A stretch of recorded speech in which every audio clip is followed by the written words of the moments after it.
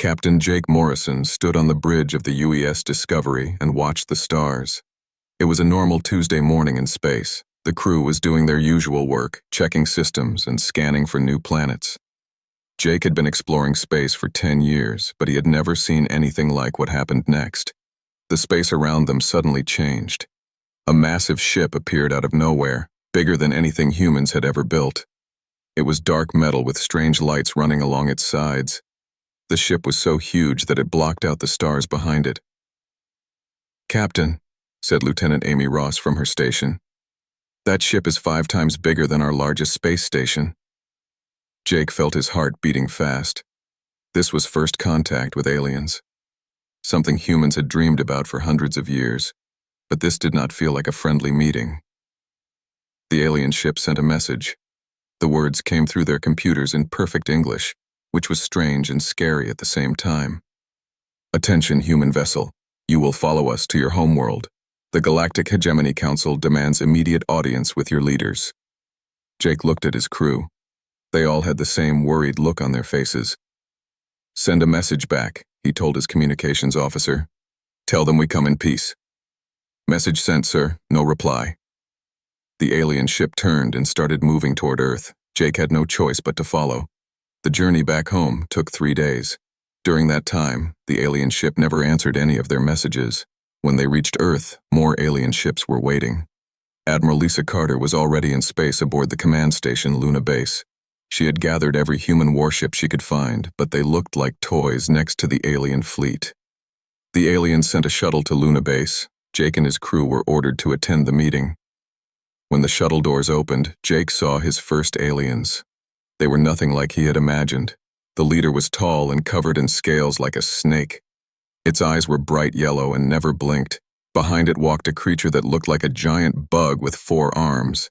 The third alien was made of what looked like living crystal that changed colors as it moved. The scaled leader spoke first. Its voice was deep and cold. "I am Prime Minister Thexalar of the Korvaxi. This is Ambassador Zixthan of the Nexus Swarm, and Executor Vorth of the Crystal Collective. We represent the Galactic Hegemony Council." Admiral Carter stepped forward. She was a tough woman who had been in the military for 30 years, but Jake could see her hands shaking slightly. "I am Admiral Lisa Carter, Commander of Earth Defense Forces. Welcome to our solar system." "We do not come with greetings," said Thexalar. "We come with law. Your species has achieved faster than light travel. By the ancient laws of the galaxy, you must now pay tribute to the Council." "What kind of tribute?" asked Admiral Carter. The crystal being, Vorth, spoke in a voice that sounded like breaking glass. 50% of your military ships, 70% of your factories and mines, complete obedience to Council authority. These are the terms given to all new species. Dr. Rachel Kim, Earth's best scientist for studying aliens, was taking notes on everything. She noticed something others missed. When the aliens talked about human weapons, their body language changed. They seemed nervous, even though their technology was clearly better than anything humans had. "What if we refuse?" asked Admiral Carter. The bug-like Ambassador Zixthan made a clicking sound. "Refusal is not permitted. Observe." A screen appeared in the air between them. It showed planet after planet, all burned and lifeless, cities that had been turned to glass, oceans that had been boiled away, billions of dead worlds where other species had said no to the Council. "The hegemony has ruled the galaxy for 10,000 years, said Thexalar. "No species has ever successfully resisted us. You will not be the first." "How long do we have to decide?" asked Admiral Carter. "1 of your Earth years. When we return, you will submit, or you will burn." The aliens left as quickly as they had come. Their massive ships disappeared back into space, leaving humanity alone with an impossible choice. Later that day, Admiral Carter called an emergency meeting with Earth's leaders. President Maria Gonzalez flew up from Earth.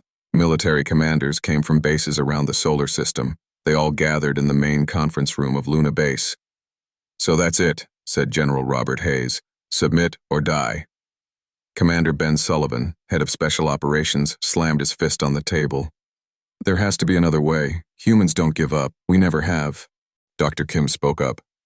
I noticed something during the meeting. When they talked about our weapons, they seemed worried. Why would they be afraid of anything we have? Maybe they're not as strong as they want us to think, said Jake. Admiral Carter looked around the room. We have 1 year to figure this out. If there's any chance of fighting back, we need to find it fast. President Gonzalez stood up. Publicly, we'll tell the world we're considering their demands, but secretly, we start preparing for war. Even if we can't win, we'll make them pay for every inch of our space. The meeting ended with everyone understanding their jobs. They had 365 days to prepare for the biggest fight in human history. As Jake left the room, he looked out at the stars and wondered if humans would still be alive to see them next year. But deep inside, he felt something the aliens didn't expect. Humans had always been fighters. They had survived ice ages, plagues, and wars. Maybe, just maybe, they could survive this too. The countdown to humanity's Judgment Day had begun. 6 months had passed since the aliens left Earth. President Maria Gonzalez stood in front of the United Earth Assembly, speaking to representatives from every nation on the planet. Behind her, a large screen showed the alien ships that had visited them. My fellow humans, she said, we have received the Council's demands. After careful thought, we have decided to accept their terms and join the galactic hegemony. The crowd made sad noises, but this was all part of the plan. What the public didn't know was that Earth's leaders were lying. While they talked about surrender, they were secretly preparing for the biggest fight in human history. In a hidden base on Titan, Saturn's largest moon, Dr. Alex Foster was working on something amazing. His team had been studying pieces of alien technology left behind by the Council ships. They had found something very important. Look at this, Dr. Foster said to his assistant, Dr. Sarah Martinez. He pointed at a computer screen showing the alien shield technology. Their shields stop energy weapons and fast-moving metal bullets. But look what happens when I test them against simple explosives. He played a video showing their tests. The alien shields easily stopped laser beams and railgun shots. But when they tested old-fashioned gunpowder explosives, the shields failed completely. They've never seen chemical explosives before, said Dr. Martinez. Most alien species stopped using them thousands of years ago. That's our advantage, said Dr. Foster. They're prepared for advanced weapons, but not for simple ones that go boom. Meanwhile, Captain Sam Davis was leading secret missions in the asteroid belt. His job was to hide weapons and supplies where the aliens would never think to look. He worked with Commander Kate Wilson, who had been an engineer before becoming a soldier. How many mining stations have we converted? Asked Captain Davis. 15 so far, replied Commander Wilson. Each one now has hidden factories making the kind of weapons Dr. Foster designed. Simple explosives, chemical rockets, and good old nuclear bombs. They were turning peaceful mining stations into secret weapons factories. The miners were happy to help. They knew their families on Earth were counting on them. On Earth, a civilian engineer named Danny Rogers was working on a crazy idea. He believed he could turn the internet into a weapon against the aliens. The aliens use quantum computers for everything, he explained to Admiral Carter. Their whole fleet is connected by quantum communication. If we can hack into their system, we can turn their own technology against them. How do we get close enough to hack them? Asked Admiral Carter. We wait until they come back. Then we get someone onto their command ship with a special computer virus I'm designing. Dr. Rachel Kim was still studying everything they knew about the aliens. She had noticed something important during the first meeting that nobody else had seen. The different alien species don't trust each other, she told Jake Morrison. I watched their body language. The bug creature and the crystal being don't like the scaled leader. Some of the council members might be slaves just like they want to make us. Jake nodded. So maybe we can turn them against each other. Exactly. If we can prove that some species were forced to join the council, we might get them to switch sides. Everything changed when an alien scout ship arrived early. The small vessel appeared near Mars, much sooner than expected. Admiral Carter sent Jake and his crew to meet it, but secretly. Remember, Admiral Carter told Jake before he left, act like we've given up, but watch everything they do. We need to learn how their ships work. Jake took his ship, now called the UES Defiance, to meet the alien scout. The alien captain was a Korvaxi named Sub-Commander Vextor. He was smaller than the Prime Minister, but just as mean. "I am here to check on your preparations for surrender," said Vextor. "Show me your military bases." Jake had to play along. He took the alien to see Earth's military bases, but only the ones they wanted him to see. The real preparations were hidden on moons and asteroids where the aliens wouldn't look. While touring the bases, Lieutenant Paul Anderson, Jake's technical officer, secretly planted tiny devices on the alien ship. These devices would let Danny Rogers hack into their computer systems later. The alien seemed satisfied with what he saw. "Your species is wise to surrender. Resistance only brings death." But Jake noticed something interesting. When they showed the alien some of their older weapons, simple missiles and chemical explosives, the alien became nervous. He tried to hide it, but Jake could tell the alien was worried.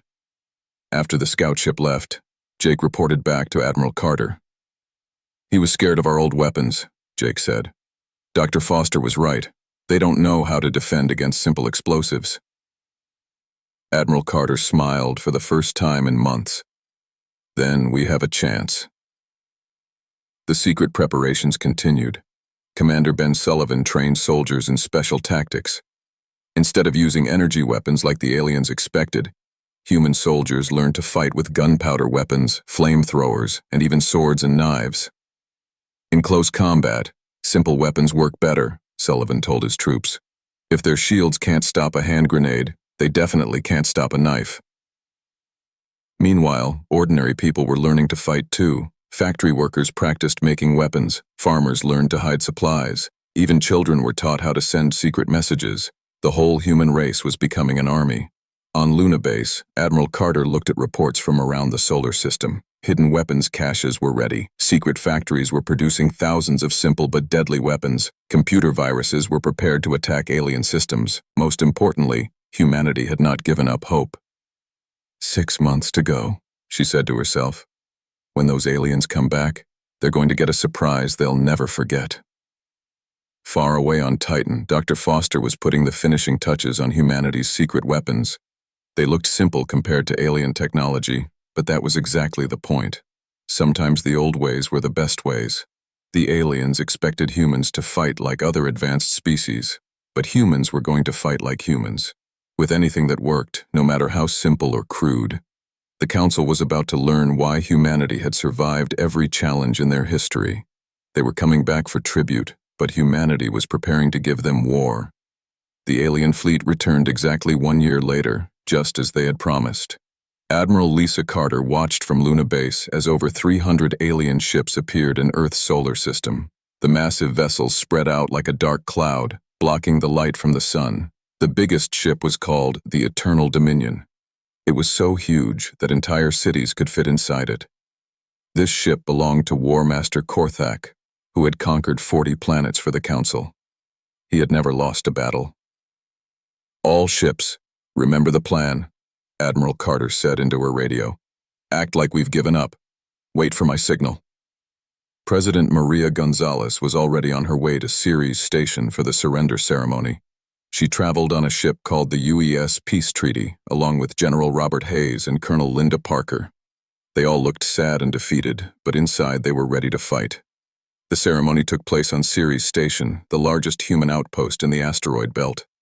War Master Korthak came down from his flagship with 100 alien soldiers. He was even bigger than Prime Minister Thexelar, covered in thick scales and carrying weapons that glowed with energy. "Humans," he said in a voice like thunder, "you have chosen wisely. Present your tribute." President Gonzalez bowed her head. "We have prepared everything you asked for, half of our military fleet, and the locations of all our factories." She handed over data files that showed where every human military base was located. She also gave him control codes for half the human fleet. The aliens thought they were getting easy victory, but Captain Jake Morrison and his crew had been very busy. Every ship being handed over to the aliens had been secretly modified. Lieutenant Paul Anderson had hidden explosive charges throughout the vessels. The aliens couldn't detect them because they were simple chemical explosives, not advanced alien technology. Dr. Rachel Kim was also at the ceremony, pretending to be a cultural expert helping with the surrender, but her real job was to plant computer viruses in the alien data networks. Danny Rogers had spent months creating these viruses, specifically to attack alien quantum computers. "Your ships are now ours," said War Master Korthak. "Your factories will produce weapons for the hegemony. Your people will serve the Council." "Yes, War Master," said President Gonzalez, still pretending to be defeated. But at that exact moment, Chief Petty Officer Steve Cooper was working with the alien technical crew.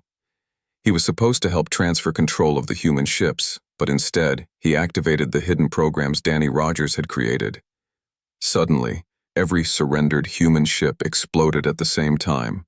Massive fireballs lit up space as the vessels erupted in the middle of the alien fleet. The aliens had been expecting energy weapon attacks or missile strikes, but not ships that simply blew up from the inside.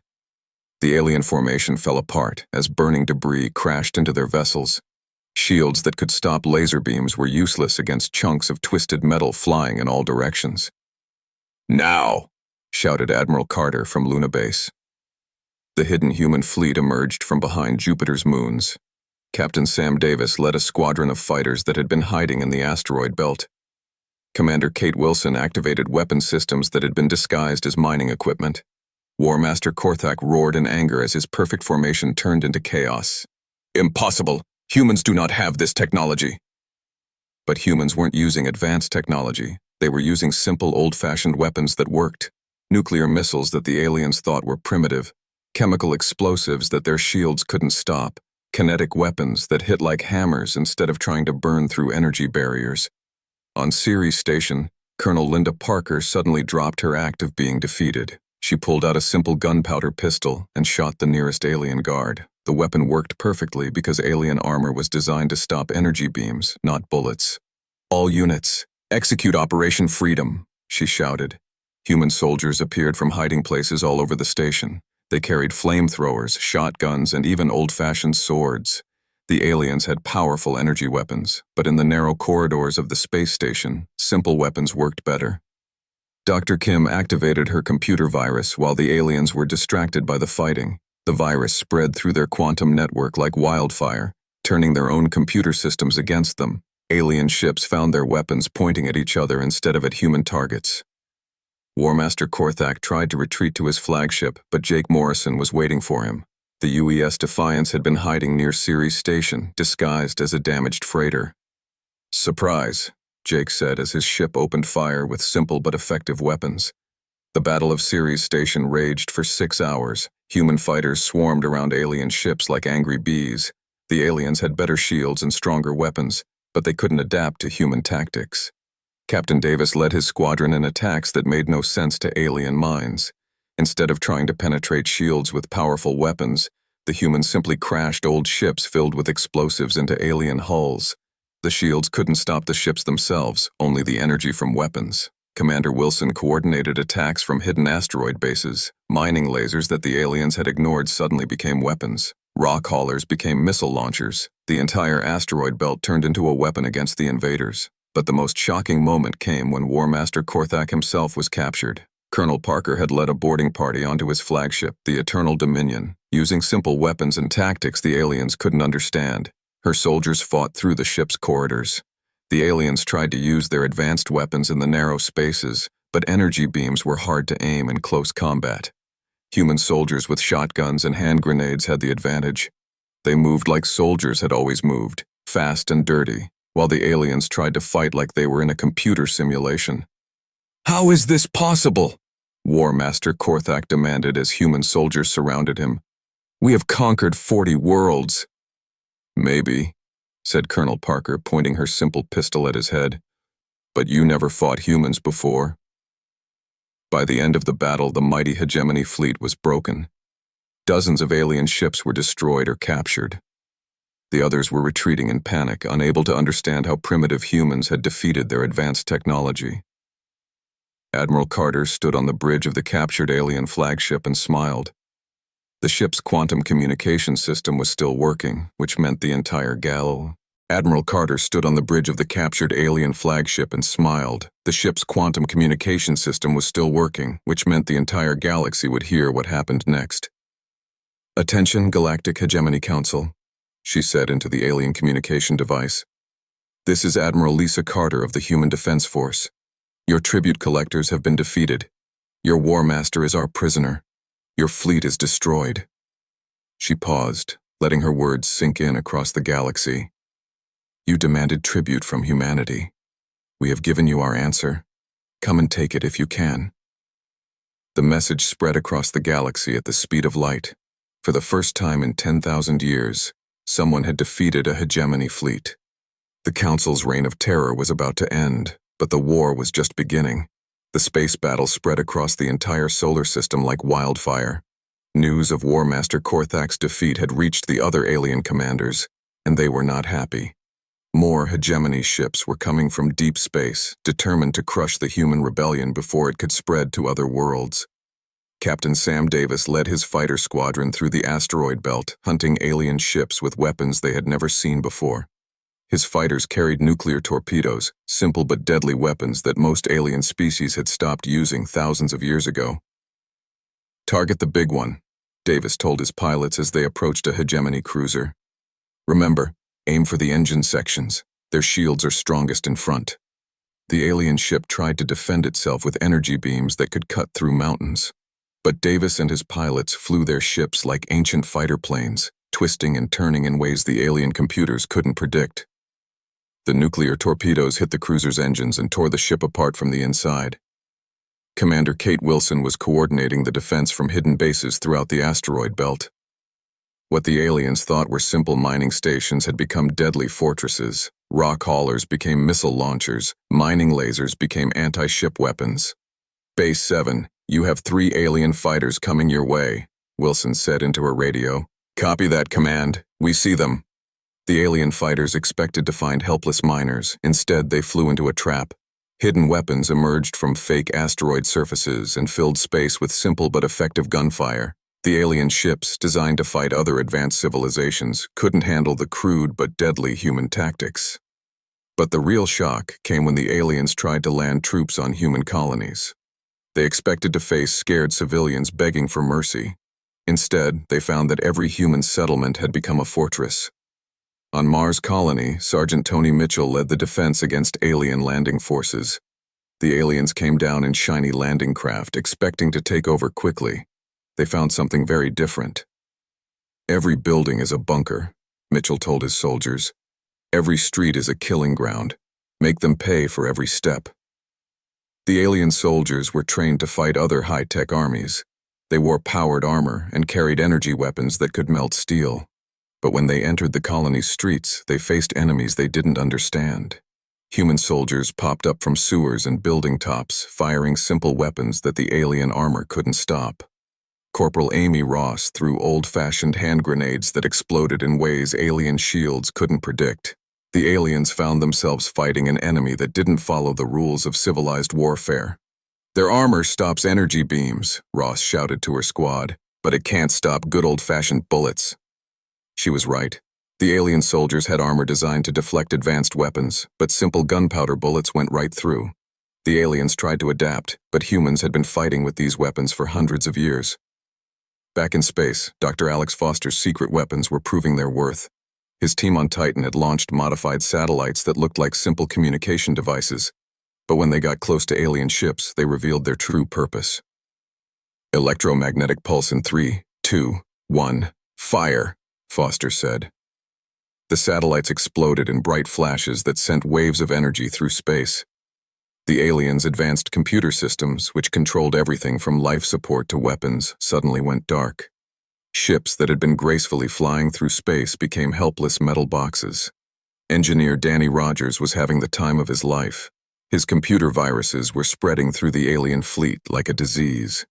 Alien ships found their weapons turning off at random moments. Navigation systems started giving wrong directions. Some ships even began playing human music instead of battle commands. I've hacked into their main communication network, Rogers told Admiral Carter. I can make their ships do whatever I want.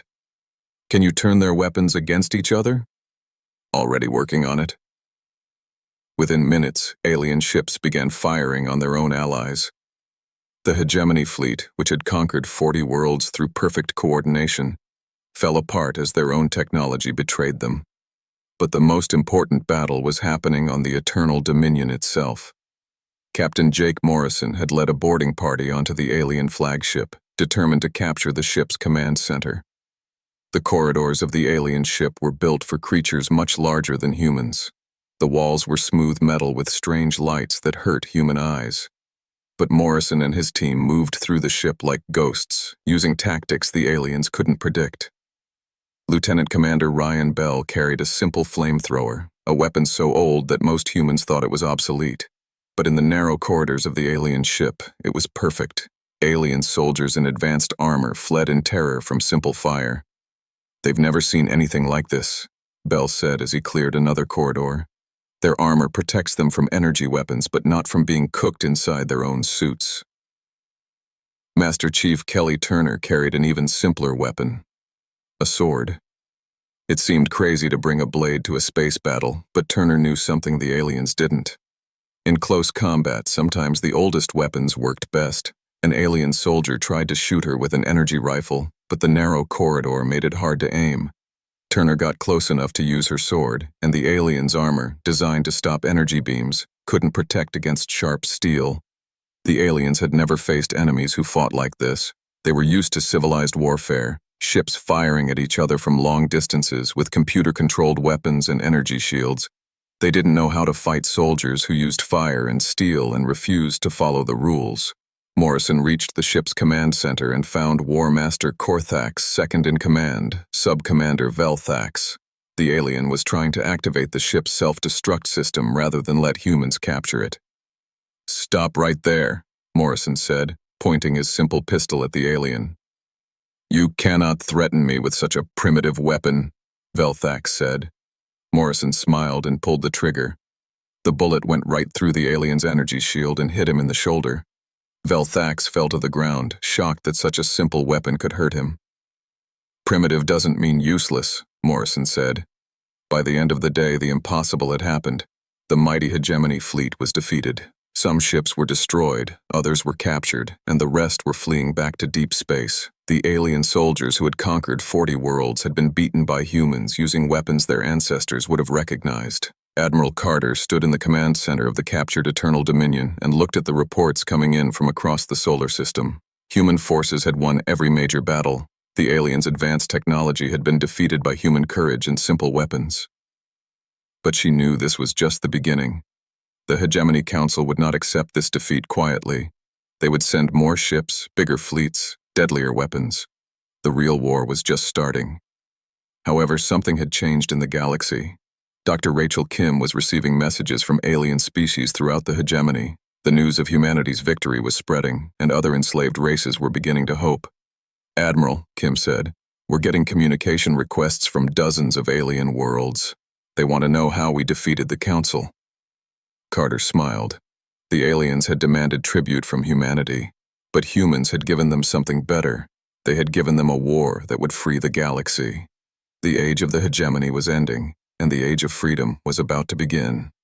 3 months after the Battle of Ceres Station, Admiral Lisa Carter stood in the command center of the captured alien flagship. The ship had been renamed the GFS Liberation, and it now served as the headquarters for something the galaxy had never seen before, the Galactic Freedom Alliance. The prisoners from the Hegemony fleet had provided information that changed everything. War Master Korthak, sitting in his cell on Luna Base, had finally started talking. What he told them made Captain Jake Morrison understand why the aliens had seemed so afraid during that first meeting. "The Council rules through fear," Korthak said during his interrogation. "We conquer worlds not because we are strong, but because other species believe we are unbeatable. For 10,000 years, no one has dared to fight back." "Until now," Morrison said. "Until now," the alien agreed. "Your victory has broken something that cannot be repaired. Other worlds are beginning to resist." Dr. Rachel Kim had been working with alien prisoners who wanted to help humanity. Many of the species in the Hegemony fleet were slaves themselves, conquered long ago and forced to serve. A Thraxian engineer named Velmar and a Zephyrian pilot named Quintess had asked for protection in exchange for their knowledge. "My people were conquered 300 years ago," Velmar told Kim. "We have been waiting for someone strong enough to fight the Council. Humans are that someone." "What can you tell us about the Council's weaknesses?" Kim asked. "They depend on fear and advanced technology," said Quintess. "But humans fight with something they do not understand: hope, and courage. You use simple weapons in ways they cannot predict. Word of humanity's victory was spreading across the galaxy faster than the Council could stop it. On world after world, enslaved species were beginning to rebel. The hegemony's perfect order was falling apart. President Maria Gonzalez addressed the galaxy from Earth's rebuilt orbital stations. The message was broadcast using the captured alien communication network, reaching billions of beings throughout known space. People of the galaxy, she said, the galactic hegemony has told you that resistance is impossible. They have lied. Humanity has proven that even the mightiest empire can fall when free beings refuse to surrender. She paused, looking directly into the camera. We offer alliance to any species willing to fight for their freedom. We do not demand tribute or submission. We ask only that you stand with us against those who would make slaves of us all. General Robert Hayes was already organizing the new alliance military. Species that had been enemies for centuries were working together against their common oppressor. Thraxian engineers shared their knowledge of alien technology. Zephyrian pilots taught human fighters new combat techniques. Even some Korvaxi had joined the rebellion against their own leadership. It's amazing, Hayes told Admiral Carter. Once they see that the Council can be beaten, everyone wants to fight. But the Council was not finished. Prime Minister Thexelar had gathered the remaining hegemony fleets for one final assault on Earth. Over 1,000 ships were coming, carrying enough firepower to crack planets. This would be the last battle, winner takes all. Captain Sam Davis was preparing humanity's defenses when the enemy fleet arrived. But this time, the humans were not alone. Ships from dozens of liberated worlds had come to help defend Earth. The rebel fleet was smaller than the hegemony force, but it was united by something the Council had forgotten: the desire to be free. All ships, this is Admiral Carter, came the voice over the communication system. Today we fight not just for humanity, but for the freedom of every species in the galaxy. Show them what free beings can do. The final battle began in the space between Mars and Jupiter. The hegemony fleet came in perfect formation, expecting to crush the rebellion with overwhelming force. Instead, they faced an enemy that fought like no one they had ever encountered. Human ships loaded with explosives crashed into alien vessels. Thraxian fighters used hit-and-run tactics their former masters had never taught them. Zephyrian pilots flew ships in ways that broke every rule of civilized space combat. Commander Kate Wilson led a squadron of converted mining ships against the Council's heaviest battle cruisers. Her ships looked like junk compared to the alien vessels, but they carried the most dangerous cargo in the galaxy: humans who refused to quit. Remember, Wilson told her pilots, we don't need to be pretty, we just need to win. Her ships flew straight at the alien battle line, ignoring the energy beams that lit up space around them. When they got close enough, they released their secret weapons, clouds of simple metal balls that moved too fast for alien shields to stop. The ancient technique of shotgun blasts in space proved that sometimes the old ways were the best ways. Engineer Danny Rogers had spent months preparing for this moment. His computer viruses were ready to attack every alien system at once. When the battle reached its peak, he activated his master program. Uploading the Freedom virus now, he said with a smile.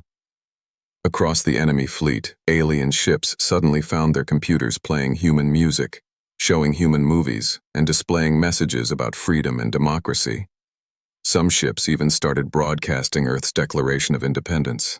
The psychological effect on alien crews was devastating.